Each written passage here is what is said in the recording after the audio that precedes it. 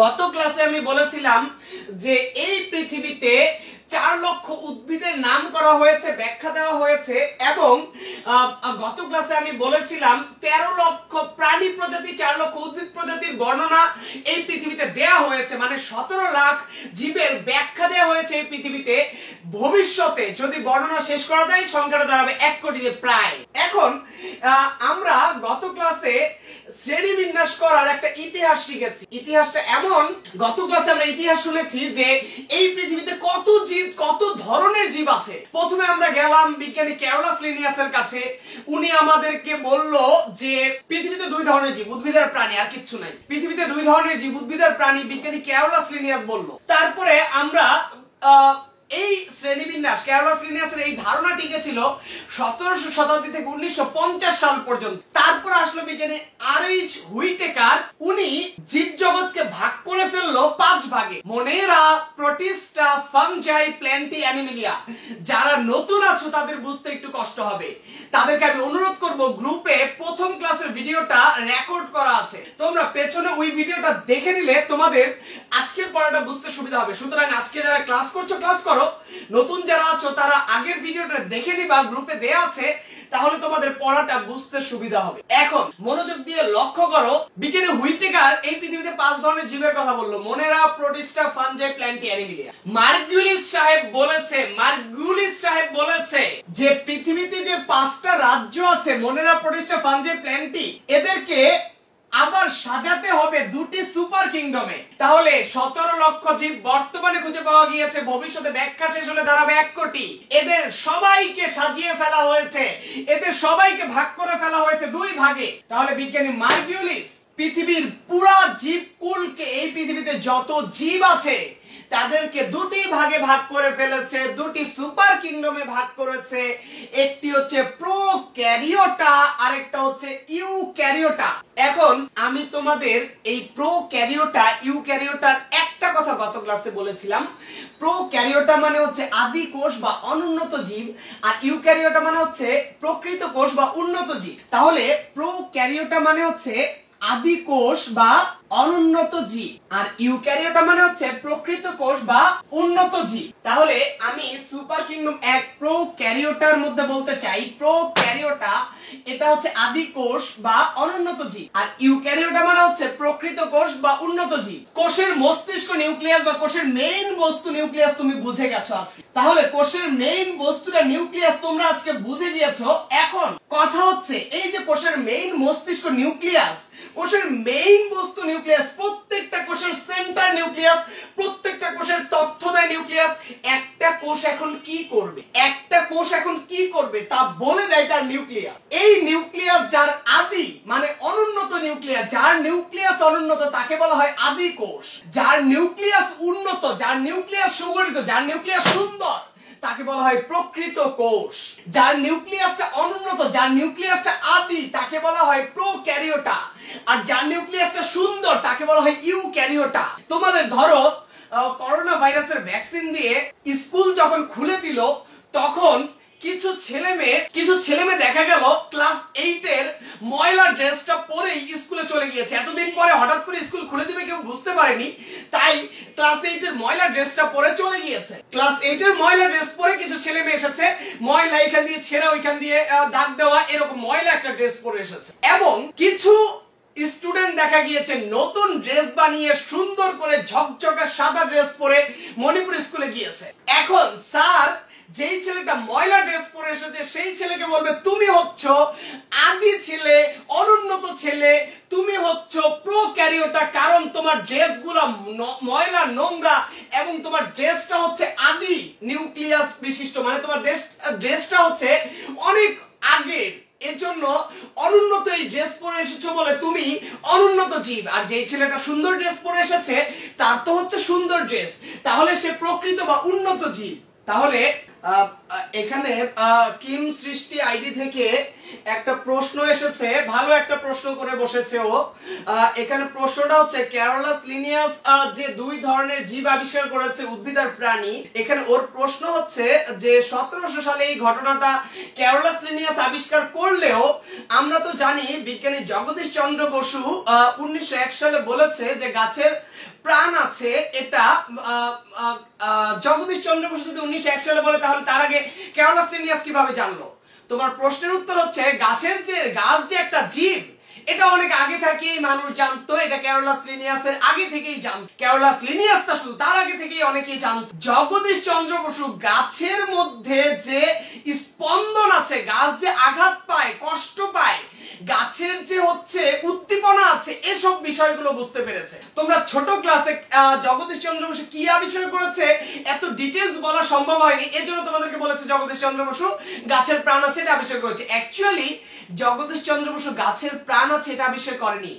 গাছ যে স্পন্দন বা উদ্দীপনা বুঝতে পারে, গাছের পাতা ছিঁড়লে গাছ যে কষ্ট পায়, গাছের আঁচড় দিলে, গাছকে টান দিলে যে হচ্ছে গাছের মধ্যে ছিদ্র করলে গাছ যে কষ্ট পায়, এটা জগদীশ চন্দ্র বসু আবিষ্কার করেছিল। কিম সৃষ্টি আইডি থেকে যে প্রশ্নটা করেছো তুমি কমেন্টস করে জানাও যে তুমি ক্লিয়ার কিনা এখন বিষয়টি সম্পর্কে। আচ্ছা যাই হোক, একটা ভিন্ন প্রশ্ন এসেছিল, প্রশ্নটার অ্যানসার দিয়ে দিলাম। এবার আমরা বলছিলাম যে আদি নিউক্লিয়াস থাকলে আদি কোষ, প্রকৃত বা সুগঠিত বা সুন্দর নিউক্লিয়াস থাকলে প্রকৃত কোষী জীব। তাহলে আমি আলোচনা করছি বিজ্ঞানী মার্গুলিস এই পৃথিবীতে যত জীব আছে, বিজ্ঞানী মার্গুলিস এই পৃথিবীর সমস্ত জীবকে ভাগ করে ফেলেছে দুই ভাগে। একটা হচ্ছে প্রোক্যারিওটা, আরেকটা হচ্ছে ইউক্যারিওটা। এবার আমি তোমাদেরকে প্রোক্যারিওটা আর ইউক্যারিওটার অর্থ বোঝাবো। তোমাদের বায়োলজি বইতে বেশিরভাগ শব্দ আবিষ্কার করেছে গ্রিক বা ল্যাটিন দেশ থেকে, এজন্য আমরা অনেক গ্রিক এবং ল্যাটিন শব্দের অর্থ এখানে জানবো। যেমন এখানে প্রোক্যারিওটা, প্রো একটা গ্রিক শব্দ, ক্যারিওটা একটা ল্যাটিন শব্দ। প্রো শব্দটার অর্থ হচ্ছে আদি বা অনুন্নত। প্রো শব্দের অর্থ হচ্ছে আদি বা অনুন্নত। প্রো শব্দের অর্থ হচ্ছে আদি বা অনুন্নত। ক্যারিওটা শব্দটা এসেছে গ্রিক ক্যারিয়ন থেকে, যার অর্থ হচ্ছে নিউক্লিয়াস। তাহলে ক্যারিওটা শব্দটা কামস ফ্রম, ক্যারিওটা শব্দটা এসেছে গ্রিক ক্যারিয়ন থেকে, যার অর্থ হচ্ছে নিউক্লিয়াস। ক্যারিওটা শব্দটা এসেছে গ্রিক ক্যারিয়ন শব্দ থেকে, যার অর্থ হচ্ছে নিউক্লিয়াস। তাহলে গ্রিক দেশে আমি গিয়েছিলাম, গ্রিক দেশে কিছু শব্দের অর্থ শিখে এসেছি। গ্রিক দেশে প্রো মানে হচ্ছে আদি বা অনুন্নত, আর গ্রিক দেশে ক্যারিওটা শব্দটার অর্থ হচ্ছে ক্যারিয়ন মানে নিউক্লিয়াস। তাহলে প্রো ক্যারিওটা মানে আদি নিউক্লিয়াস। আমরা অ্যাব্রিভিয়েশন শব্দের অর্থ ভেঙে ভেঙে করে বুঝে গিয়েছি অলরেডি। হ্যাঁ, প্রো ক্যারিওটা মানে কি, যাদের নিউক্লিয়াস অনুন্নত বা আদি নিউক্লিয়াস তাদেরকে বলে প্রো ক্যারিওটা। এবার আমরা ইউক্যারিওটা শব্দটার অর্থ করি। গ্রিক দেশে ইউ মানে হচ্ছে প্রকৃত বা উন্নত, ইউ মানে হচ্ছে প্রকৃত বা উন্নত। গ্রিক ভাষা ইউ মানে প্রকৃত বা উন্নত। আর ক্যারিওটা শব্দটা এসেছে গ্রিক ক্যারিয়ন থেকে, ক্যারিয়ন মানে হচ্ছে নিউক্লিয়াস। তাহলে আমি তোমাদেরকে জানাতে চাই যে গ্রিক ভাষার দুটি শব্দের অর্থ আমরা জানলাম। গ্রিক দেশে প্রো মানে আদি বা অনুন্নত, আর ইউ মানে হচ্ছে প্রকৃত বা উন্নত। ইংলিশে আমরা বলি ওল্ড আর নিউ, আর গ্রিকরা বলে প্রো আর ইউ। তাহলে গ্রিক দেশে প্রো মানে আদি, ক্যারিওটা এসেছে গ্রিক ক্যারিয়ন শব্দ থেকে, যার অর্থ নিউক্লিয়াস। প্রো ক্যারিওটা মানে আদি নিউক্লিয়াস, ইউ ক্যারিওটা মানে উন্নত বা প্রকৃত নিউক্লিয়াস। বুঝে গিয়েছি প্রো ক্যারিওটা মানে কি। প্রো ক্যারিওটা মানে যার আদি নিউক্লিয়াস থাকে, ইউ ক্যারিওটা মানে যার উন্নত বা সুগঠিত নিউক্লিয়াস থাকে। এবার আমি তোমাদের যারা লাইভে আছো তোমাদেরকে একটা গুরুত্বপূর্ণ প্রশ্ন করতে চাই। তোমরা যারা ক্লাস 8 এ ভালো করে পড়াশোনা করেছো তারা অ্যানসারটা দিতে পারবা, যারা ক্লাস 8 এ ফাঁকিবাজি করেছো তারা অ্যানসার দিতে পারবা না।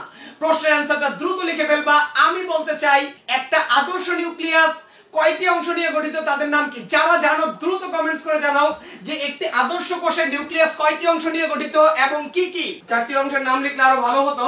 চারটি অংশের নাম আমি বলে দিচ্ছি। একটা আদর্শ নিউক্লিয়াসের আমরা দেখতে পাচ্ছি সবচেয়ে বাইরে যে অংশটা সেটাকে বলা হয় নিউক্লিয়ার মেমব্রেন। সবচেয়ে বাইরে যেটা আছে সেটা নিউক্লিয়ার মেমব্রেন। ভিতরে ঢুকলে যে ডট ডট ডট ডট দেখতে পাচ্ছি সেটা হচ্ছে নিউক্লিওপ্লাজম। নিউক্লিওপ্লাজম ভিতরে গোল কালারের যে বস্তুটা রয়েছে সেটার নাম নিউক্লিওলাস, এবং লাল কালারের এই বস্তুগুলোকে আমরা বলতে পারি ক্রোমাটিন বস্তু বা ক্রোমোজোম, ক্রোমাটিন বস্তু বা ক্রোমোজোম। এই হচ্ছে একটি আদর্শ নিউক্লিয়াসের 4টা অংশ। তাহলে একটি আদর্শ নিউক্লিয়াসের 4টা অংশ থাকে, তার বাইরে nuclear membrane, nucleoplasm, nucleolus, chromatin বস্তু বা ক্রোমাটিন তন্তু। কেউ কেউ মনে প্রশ্ন বেঁধে বসে আছো যে নিউক্লিয়াসের যে নিউক্লিয়ার রন্ধ্রটা থাকে সেটা কি নিউক্লিয়াসের অংশ কিনা। না, নিউক্লিয়ার রন্ধ্র নিউক্লিয়াসের অংশ নয়। তোমরা যারা মনে মনে প্রশ্ন করছো নিউক্লিয়াসের তো মনে হয় 5টা অংশ, nuclear membrane, nucleoplasm, nucleolus, chromatin বস্তু আর নিউক্লিয়ার রন্ধ্র। নো, তারা ভুল। নিউক্লিয়ার রন্ধ্র নিউক্লিয়াসের অংশ নয়। নিউক্লিয়ার রন্ধ্র কোনোদিন নিউক্লিয়াসের অংশ নয়, ওইটা নিউক্লিয়ার মেমব্রেনের অংশ। আমরা দ্বিতীয় অধ্যায়ে বিস্তারিত শিখবো সেগুলো সম্পর্কে। তাহলে আমি তোমাদেরকে মনোযোগ দিয়ে তোমরা খেয়াল করো, নিউক্লিয়াসের আদর্শ নিউক্লিয়াসের 4টি অংশ, শুধুমাত্র আদর্শ নিউক্লিয়াসের 4টা অংশ, 4টার বেশি অংশ আদর্শ নিউক্লিয়াসে থাকে না। আচ্ছা, এবার মনোযোগ দিয়ে বোঝার চেষ্টা করো। আমি আজকে যে পার্থক্যটা লিখেছি, বিজ্ঞানী মার্গুলিস সমগ্র জীবজগৎকে 2 ভাগে ভাগ করেছে, super kingdom 1 prokaryota, super kingdom 2 Eukaryota. এদের পার্থক্য আমি পড়াবো। প্রথম অধ্যায়ে আমি এই পার্থক্য পড়াচ্ছি, দ্বিতীয় অধ্যায়ে পড়া হয়ে যাবে। প্রথম অধ্যায়ে এই পার্থক্য, দ্বিতীয় অধ্যায়েও আছে, কিন্তু দ্বিতীয় অধ্যায়ে যখন আমরা এই পার্থক্যটা বলবো তখন আরো কিছু পয়েন্ট এখানে অ্যাড করব। তাহলে প্রথম অধ্যায়ে তুমি যদি শিখে যাও তাহলে দ্বিতীয় অধ্যায়ের জন্য কিছুটা উপকার হবে। সুতরাং আমি একটু বিস্তারিত কথা বলেছি আজকে। আদি কোষ কাকে বলা হয়, প্রোক্যারিওটা কাকে বলা হয়? যারা আদি কোষ, অর্থাৎ যাদের সুগঠিত নিউক্লিয়াস নেই, আদি নিউক্লিয়াস বিশিষ্ট এই জীবগুলোকে বলা হয়, আদি নিউক্লিয়াস বিশিষ্ট এই জীবগুলোকে বলা হয় প্রোক্যারিওটা। আর যারা প্রকৃত কোষ, অর্থাৎ যাদের সুন্দর সুগঠিত নিউক্লিয়াস আছে, তাদেরকে বলা হয় ইউক্যারিওটা। এখন আমি তোমাদের 2টা সংজ্ঞা বলবো, সুগঠিত নিউক্লিয়াস কাকে বলে আর হচ্ছে আদি নিউক্লিয়াস কাকে বলে। আমি তোমাদের কিছু HW দিব, HW হিসেবে 4টা সংজ্ঞা বাড়ির কাছে থাকবে। একটা হচ্ছে সুগঠিত নিউক্লিয়াস কাকে বলে, আদি নিউক্লিয়াস কাকে বলে। আমি তোমাদের উদ্দেশ্যে একটা কথা বলতে চাই আজকে। প্রত্যেক অধ্যায়ে লেকচার খাতা থাকবে একটা, নোট খাতা থাকবে আরেকটা। নোট খাতায় সংজ্ঞার জন্য শুধু নোট খাতা, প্রত্যেক অধ্যায়ে আমি প্রায় 40-50টা করে সংজ্ঞা লিখে দিব, এবং সংজ্ঞাগুলো আমি যেভাবে বলছি সেভাবে নোট খাতায় তুলবা, এবং সংজ্ঞাগুলো নোট খাতার জন্য, নোট খাতার শুধু সংজ্ঞার জন্য আলাদা একটা নোট খাতা বানাবা। লেকচার খাতা তো আছে, যেটা আমি প্রতিদিন লেকচার নিচ্ছি। সংজ্ঞার জন্য আলাদা একটা খাতা থাকবে। যেমন আজকে 2টা বাড়ির কাজ দিয়েছি, তোমরা এই বাড়ির কাজগুলো করে ছবি তুলে গ্রুপে পোস্ট করে দিবা। কার কি ভুল ত্রুটি আছে সেগুলো আমি কারেকশন করে দিব ইনশাআল্লাহ। তাহলে সুগঠিত নিউক্লিয়াস কাকে বলে, আদি নিউক্লিয়াস কাকে বলে, আসো আমার কাছে বুঝে যাও সুগঠিত নিউক্লিয়াস, আদি নিউক্লিয়াসের সংজ্ঞা। যে সকল নিউক্লিয়াসে 4টি অংশ বিদ্যমান, যে সকল নিউক্লিয়াসে তোমরা যেটা কমেন্টস করেছো সেটাই আমি এখন বলবো, যে সকল নিউক্লিয়াসে 4টি অংশ বর্তমান, অর্থাৎ নিউক্লিয়ার মেমব্রেন, নিউক্লিওপ্লাজম, নিউক্লিওলাস এবং ক্রোমাটিন বস্তু বা ক্রোমোজোম বিদ্যমান, এই 4টি অংশের সমন্বয়ে গঠিত নিউক্লিয়াসকে বলা হচ্ছে সুগঠিত নিউক্লিয়াস। তাহলে আরেকটু সুন্দর করে এখন বলি, ইউক্যারিওটা জীবে যে সকল নিউক্লিয়াস বিদ্যমান, ইউক্যারিওটা জীবের নিউক্লিয়াসে 4টি অংশ বিদ্যমান, nuclear membrane, nucleoplasm, nucleolus, chromatin বস্তু বা ক্রোমোজোম। এই 4টি অংশের সমন্বয়ে গঠিত নিউক্লিয়াসকে বলা হচ্ছে সুগঠিত নিউক্লিয়াস। সুগঠিত নিউক্লিয়াসের সংজ্ঞা বলছি, আরেকবার বলি, ইউক্যারিওটা জীবের নিউক্লিয়াসে 4টি অংশ বিদ্যমান। ইউক্যারিওটা বা প্রকৃত কোষী জীবে, ইউক্যারিওটা বা প্রকৃত কোষী জীবে, ইউক্যারিওটা বা যারা হাতের লেখার স্পিড ভালো, তোমরা একটু সাইড করে টুকে রাখতে পারো। আমি যখন ক্লাস শেষ করব ভিডিওটা আবার টেনে টেনে সংজ্ঞাটা সুন্দর করে লিখে ফেলবা। এবং যারা ভালো স্টুডেন্ট আছো তাদেরকে আমি অনুরোধ জানাবো, তোমরা দ্রুত বাড়ির কাজটা HWটা গ্রুপে পোস্ট করে দিবা। যারা একটু দুর্বল আছে তাদের উপকার হবে। তাহলে সুগঠিত নিউক্লিয়াসের সংজ্ঞাটা শুনে যাও। ইউক্যারিওটা বা প্রকৃত কোষী জীবের নিউক্লিয়াসে 4টি অংশ বিদ্যমান, nuclear membrane, nucleoplasm, nucleolus, chromatin বস্তু বা ক্রোমোজোম। এই 4টি অংশের সমন্বয়ে গঠিত নিউক্লিয়াসকে বলা হচ্ছে সুগঠিত নিউক্লিয়াস। হয়ে গেল সুগঠিত নিউক্লিয়াসের সংজ্ঞা। এবার আদি নিউক্লিয়াস। আসো একটা ব্যাকটেরিয়ার কাছে যাই। এটা হচ্ছে একটা ব্যাকটেরিয়া। আমি চিত্র না লিখে ফিগার লিখেছি, FIG মানে হচ্ছে ফিগারের সংক্ষিপ্ত রূপ। তোমরা অনেকেই জানো এই বিষয়গুলো। ফিগার ব্যাকটেরিয়া লিখেছি। ব্যাকটেরিয়ার নিউক্লিয়াসটা হচ্ছে ভিতরে লাল কালারের যে বস্তুটা, ভিতরে লাল কালারের বস্তুটা ওর নিউক্লিয়াস, বাইরেটা ব্যাকটেরিয়ার কোষ।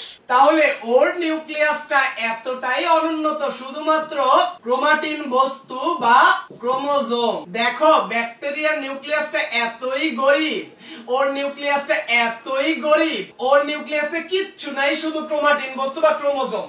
দুর্বল একটা নিউক্লিয়াস, ওর নিউক্লিয়াসটা খুবই অনুন্নত। তুমি ধরো একটা সুপার শপ থেকে সাবান কিনে এনেছো, সুপার শপ থেকে তুমি যে সাবানটা কিনে এনেছো, সাবানে দেখলা যে সাবানের বাইরে একটা কাগজের একটা প্যাকেট, সাবানটা খোলার পরে দেখলা তার উপরে প্লাস্টিকের আরেকটা প্যাকেট, মানে সাবানটাকে অনেকগুলো লেয়ার দ্বারা প্যাকেট করে রেখেছে যাতে সাবানের গুণগত মান ঠিক থাকে। সেই সাবানটাকে আমি বলবো সুগঠিত সাবান। আরেকটা ছেলে বাইরে থেকে মণিপুরে ভ্যানগাড়ি থেকে একটা সাবান কিনে নিয়ে আসলো, যেই সাবানটা খোলা এবং ওইটার উপর ময়লা আবর্জনা অনেক কিছু পড়েছে। ওর সাবানটা হচ্ছে অনুন্নত সাবান, কারণ ওর সাবানের বাইরে কোনো প্যাকেট দিয়ে আবৃত করা ছিল না। এই নিউক্লিয়াসে কত সুন্দর মেমব্রেন দিয়ে আবৃত করা, কত সুন্দর নিউক্লিয়াস, কিন্তু এই নিউক্লিয়াসটা এতই দুর্বল, ওর নিউক্লিয়াসে কিছুই নাই, গরিব এই নিউক্লিয়াসে শুধু একটা বস্তু ক্রোমাটিন বা ক্রোমোজোম রয়েছে, আর কিচ্ছু নাই। তাহলে এবার আসো শিখে যাও আদি নিউক্লিয়াস কাকে বলে। প্রোক্যারিওটা বা আদিকোষী জীবে, প্রোক্যারিওটা বা আদিকোষী জীবে, প্রোক্যারিওটা বা আদিকোষী জীবের নিউক্লিয়াসে শুধুমাত্র ক্রোমাটিন বস্তু বা ক্রোমোজোম থাকে। এই ধরনের নিউক্লিয়াসকে বলা হয় আদি নিউক্লিয়াস, এই ধরনের নিউক্লিয়াসকে বলা হয় আদি নিউক্লিয়াস। তাহলে দুটি সংজ্ঞা বলেছি, সুগঠিত নিউক্লিয়াস কাকে বলে, আদি নিউক্লিয়াস কাকে বলে। এখানে প্রশ্ন করেছে মোহাম্মদ মিজান আইডি থেকে যে সংজ্ঞার জন্য কত পৃষ্ঠার খাতা নিব। সংজ্ঞা তো আমি বায়োলজির 14টা বইয়ের প্রত্যেকটা অধ্যায়ে সংজ্ঞা বলবো। এক একটা অধ্যায়ের সংজ্ঞার জন্যই দেখা যাবে যে তোমাদের 10-12টা পৃষ্ঠা লেগে যেতে পারে। সুতরাং তোমরা একটা বড় খাতা কিনে নাও যেটার মধ্যে বায়োলজি বইয়ের সব সংজ্ঞা থাকবে, প্রথম থেকে 14 অধ্যায় পর্যন্ত সকল সংজ্ঞা একসাথে থাকবে। পরীক্ষার আগে কত যে উপকার হবে এটা যারা আমার কথা শুনবা তারা বুঝতে পারবা। পরীক্ষার আগের দিন আমি দেখেছি অনেককে আরেকজনের খাতায় সংজ্ঞাগুলো ফটোকপি করা লাগে, কিন্তু তোমার এই ফটোকপি করা লাগবে না, তুমি আজকে থেকে নোট করা শুরু করে দাও। বড় একটা মোটা খাতা বানাও যেখানে 14টা অধ্যায়ের সকল সংজ্ঞা তোমার থেকে যাবে। এবং মনোযোগ দাও, আমি বলছি দুটি সংজ্ঞা, সুগঠিত নিউক্লিয়াস কাকে বলে, আদি নিউক্লিয়াস কাকে বলে। সুগঠিত নিউক্লিয়াসের সংজ্ঞা বললাম, ইউক্যারিওটা বা প্রকৃত কোষী জীবের নিউক্লিয়াসে 4টি অংশ বিদ্যমান, nuclear membrane, nucleoplasm, nucleolus, chromatin বস্তু বা ক্রোমোজোম। এই 4টি অংশের সমন্বয়ে গঠিত নিউক্লিয়াসকে বলা হয় সুগঠিত নিউক্লিয়াস। আমি বলছি এখন আদি নিউক্লিয়াসের সংজ্ঞা। প্রোক্যারিওটা বা আদি কোষী জীবের নিউক্লিয়াসে শুধুমাত্র ক্রোমাটিন বস্তু বা ক্রোমোজোম বিদ্যমান। এই ধরনের অনুন্নত নিউক্লিয়াসকে বলা হয় আদি নিউক্লিয়াস। এবার আমরা প্রোক্যারিওটা ইউক্যারিওটার পার্থক্যটা পড়ে ফেলি, অনেক সময় নিয়ে আলোচনা করেছি, পার্থক্যটা বুঝে ফেলি। বিজ্ঞানী মার্গুলিস বলেছে এই পৃথিবীতে যত জীব আসুক তাদেরকে দুই ভাগে ভাগ করা যাবে। বিজ্ঞানী মার্গুলিস পৃথিবীর সকল জীব সম্পর্কে আমাদেরকে ধারণা দিয়ে দিল আজকেই। বিজ্ঞানী মার্গুলিস বলেছে পৃথিবীতে যত জীব থাকুক সমস্ত জীবকে ভাগ করা যাবে দুই ভাগে, আদি কোষ আর প্রকৃত কোষ। আদি কোষ মানে প্রোক্যারিওটা, প্রো মানে হচ্ছে আদি, ক্যারিওটা মানে নিউক্লিয়াস, অর্থাৎ যাদের আদি নিউক্লিয়াস থাকে তারা এক ধরনের, আর যাদের উন্নত নিউক্লিয়াস সুগঠিত নিউক্লিয়াস থাকে তারা এক ধরনের। এবার আদি কোষী জীবটা তো অনুন্নত, অনুন্নত এই জীবগুলা যেমন ব্যাকটেরিয়া খুবই অনুন্নত জীব, একটা মাত্র কোষ নিয়ে এরা গঠিত। আদি কোষী জীবেরা আমি বলেছি তোমাদেরকে ওরা গরিব হয়। আদি কোষী জীব গরিব বলে ওদের দেহে একটি মাত্র কোষ, ওদের দেহে একটি মাত্র কোষ থাকে। আর আমাদের মতো প্রকৃত কোষী জীবেরা কেউ কেউ এক কোষী, কেউ কেউ বহু কোষী। যেমন প্রকৃত কোষী জীব একটার নাম হচ্ছে অ্যামিবা, অ্যামিবা একটা প্রকৃত কোষ, সে এক কোষী। অ্যামিবা একটা প্রকৃত কোষ, সে হচ্ছে এক কোষী। তাহলে এক কোষী প্রকৃত কোষের এক কোষী জীব হচ্ছে অ্যামিবা, আর প্রকৃত কোষের বহু কোষী জীব হচ্ছে মানুষ। মানুষে কত কোষ থাকে? গত ক্লাসে আমি বলেছি মানুষে 100, 1000, লাখ, কোটি না, তারও বেশি, মিলিয়ন না, বিলিয়ন না, ট্রিলিয়ন কোষ থাকে মানব দেহে। তাহলে মানব দেহে মিলিয়ন, বিলিয়নও না, ট্রিলিয়ন কোষ থাকে মানব দেহে। মানুষ বহুকোষী জীব। প্রোক্যারিওটারা অনুন্নত, দুর্বল, গরিব, ওরা এককোষী হয়ে থাকে। আর ইউক্যারিওটারা এককোষীও হতে পারে আবার বহুকোষীও হতে পারে। ইউক্যারিওটার এককোষীর উদাহরণ হচ্ছে অ্যামিবা, বহুকোষীর উদাহরণ হচ্ছে মানুষ।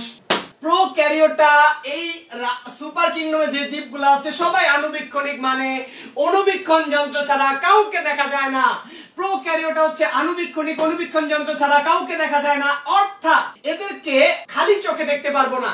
আর ইউক্যারিওটা আনুবীক্ষণিকও হতে পারে, খালি চোখে দেখা যায় এমন জীবও থাকতে পারে। তাহলে ইউক্যারিওটা আনুবীক্ষণিকও থাকতে পারে, আবার দৃশ্যমান জীবও থাকতে পারে। যেমন একটা অ্যামিবা, তোমার বাসায় যে পানিটা এসেছে মাঝে মধ্যে ট্যাঙ্ক থেকে, বাসার উপরে ট্যাঙ্ক থেকে ময়লা পানি আসে, সেই ময়লা পানির মধ্যে কিছু অ্যামিবা রয়েছে, কিন্তু তুমি অ্যামিবা গুলা দেখতে পাচ্ছ না।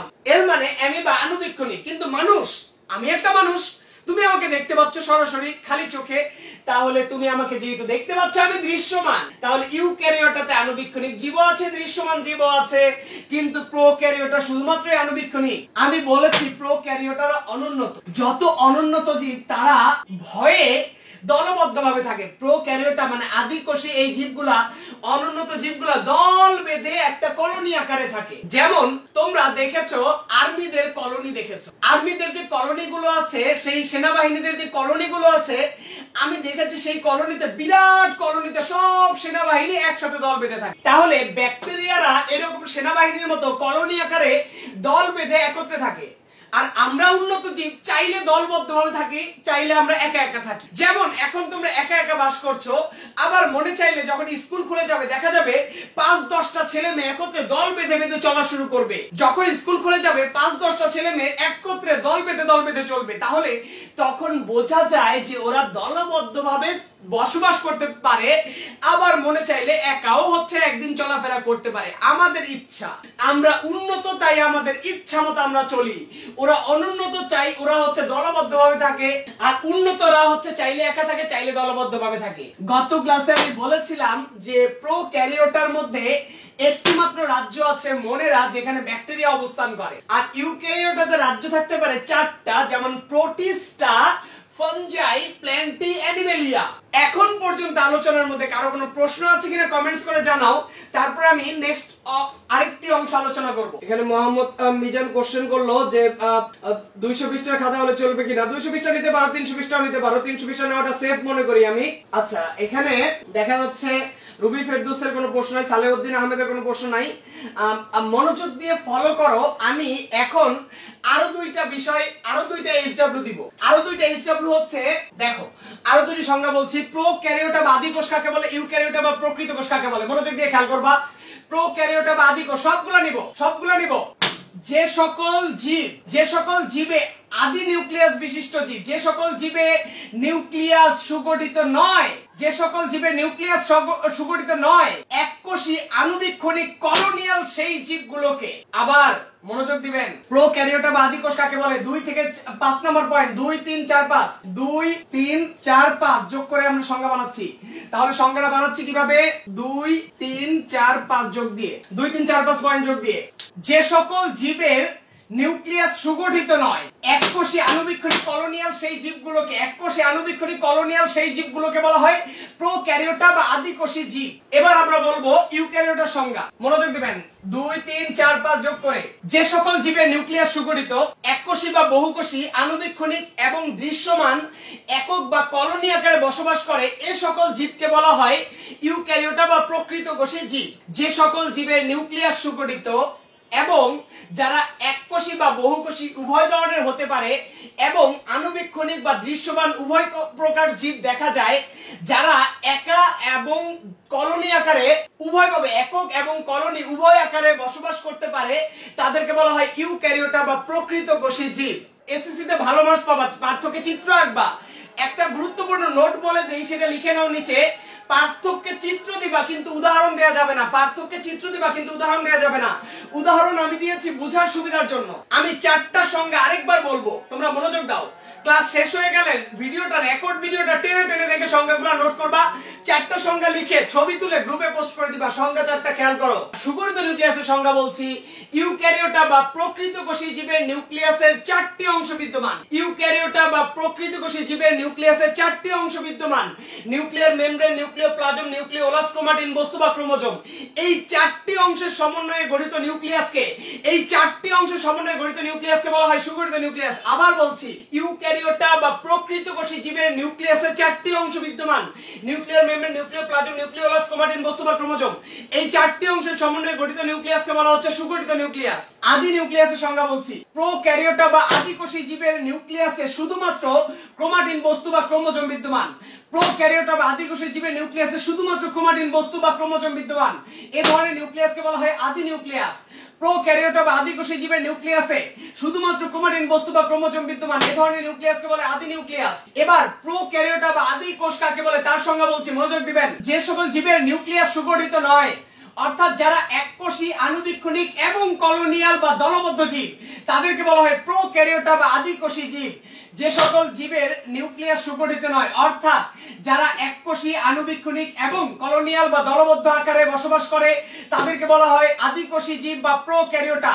যে সকল জীবের নিউক্লিয়াস সুগঠিত নয়, অর্থাৎ যারা এককোষী, আণুবীক্ষণিক, কলোনি অথবা দলবদ্ধ আকারে বসবাস করে, তাদেরকে বলা হয় প্রোক্যারিওটা বা আদিকোষী জীব। আমি এখানে বলতে চাচ্ছি ইউক্যারিওটা বা প্রকৃত কোষের সংজ্ঞা, যে সকল জীবের নিউক্লিয়াস সুগঠিত এবং যারা এককোষী বা বহুকোষী উভয় ধরনের হতে পারে, যারা আণুবীক্ষণিক বা দৃশ্যমান উভয় ধরনের জীব যেখানে পাওয়া যায়, যারা এককভাবে বা কলোনি আকারে উভয়ভাবে বসবাস করতে পারে, তাদেরকে বলা হয় ইউক্যারিওটা বা প্রকৃত কোষী জীব।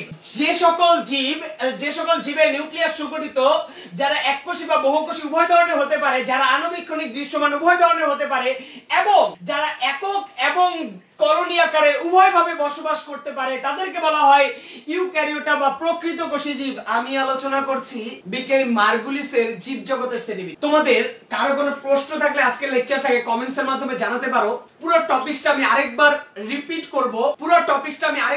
করব। তোমাদের কারো কোনো প্রশ্ন থাকলে কমেন্টসে জানাতে পারো। তোমাদের প্রশ্নগুলো আমি অ্যানসার রিপিট করার পরে দিতে থাকবো। তোমাদের কারো কোনো প্রশ্ন থাকলে তোমরা কমেন্টসে লিখতে থাকো। মনোযোগ দিয়ে খেয়াল করো, আমি আলোচনা করছি বিজ্ঞানী মার্গুলিসের দুটি সুপার কিংডম। বিজ্ঞানী মার্গুলিস এই পৃথিবীর পুরো জীব জগৎকে 1974 সালে দুই ভাগে ভাগ করে দিয়েছে, যে পৃথিবীতে দুই ধরনের জীব, অর্ধেক হচ্ছে প্রোক্যারিওটা আর বাকি অর্ধেক হচ্ছে ইউক্যারিওটা।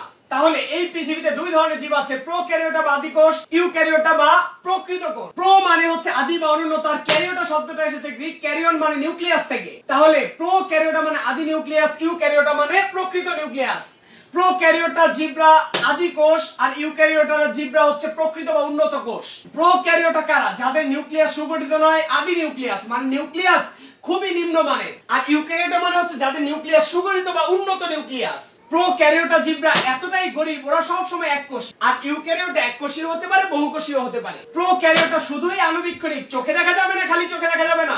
ইউক্যারিওটা আণুবীক্ষণিক জীবও থাকতে পারে, আবার দৃশ্যমান খালি চোখে দেখা যায় এমন জীবও থাকতে পারে। প্রোক্যারিওটা ওরা সব সময় কলোনি আকারে দল বেঁধে থাকে। কোনো একটা জায়গায় তুমি একটা ব্যাকটেরিয়া পাবা না, কারণ ব্যাকটেরিয়া একা থাকে না। কোন একটা জায়গায় তুমি লক্ষ লক্ষ ব্যাকটেরিয়া একসাথে পাবা, কারণ ওরা সর্বদাই দলবদ্ধভাবে থাকে। আর তুমি কোন কোন স্থানে বারান্দায় যেয়ে দেখলে একা তোমার ভাই বসে আছে, ছাদে যেয়ে দেখলে একা তোমার আম্মু বসে আছে। তাহলে উন্নত জীবীরা একাও থাকতে পারে, আবার এক জায়গায় গিয়ে দেখলে তোমার অনেক বন্ধু একসাথে গল্প করছে, দলবদ্ধভাবেও থাকতে পারে। প্রোক্যারিওটার আন্ডারে একটি মাত্র রাজ্য মনেরা রয়েছে। ইউক্যারিওটার আন্ডারে 4টা রাজ্য প্রোটিস্টা, ফাঞ্জাই, প্ল্যান্টি, অ্যানিমেলিয়া রয়েছে। আমি বলেছি পার্থক্য ছক করে অবশ্যই করবা, পার্থক্যে উদাহরণ দেয়া যাবে না, চিত্র দিতে হবে। চিত্র দেওয়ার মাধ্যমে তোমার দূরদর্শিতা প্রমাণিত হবে। এখানে সুগঠিত নিউক্লিয়াস কাকে বলে? ইউক্যারিওটা বা প্রকৃত কোষী জীবের নিউক্লিয়াসে 4টি অংশ বিদ্যমান, nuclear membrane, nucleoplasm, nucleolus, chromatin বস্তু বা ক্রোমোজোম। এই 4টি অংশের সমন্বয়ে গঠিত নিউক্লিয়াসকে বলা হচ্ছে সুগঠিত নিউক্লিয়াস। প্রোক্যারিওটা বা আদি কোষী জীবের আদি নিউক্লিয়াসের সংজ্ঞা বলছি। প্রোক্যারিওটা বা আদি কোষী জীবের নিউক্লিয়াসে শুধুমাত্র ক্রোমাটিন বস্তু বা ক্রোমোজোম বিদ্যমান, এই ধরনের নিউক্লিয়াসকে বলা হয় আদি নিউক্লিয়াস। প্রোক্যারিওটা বা আদি কোষ কাকে বলে? যে সকল জীবের নিউক্লিয়াস সুগঠিত নয় এবং যারা এককোষী, আণুবীক্ষণিক এবং কলোনিয়া, তাদেরকে বলা হয় প্রোক্যারিওটা বা আদি কোষ। এবার ইউক্যারিওটা বা প্রকৃত কোষের সংজ্ঞা, যে সকল জীবে সুগঠিত নিউক্লিয়াস বিদ্যমান এবং যারা এককোষী বা বহুকোষী উভয় ধরনের হতে পারে, যারা আণুবীক্ষণিক বা দৃশ্যমান উভয় ধরনের হতে পারে এবং যারা একা বা কলোনি আকারে দলবদ্ধভাবে উভয়ভাবে বসবাস করতে পারে, তাদেরকে বলা হয় ইউক্যারিওটা বা প্রকৃত কোষী জীব।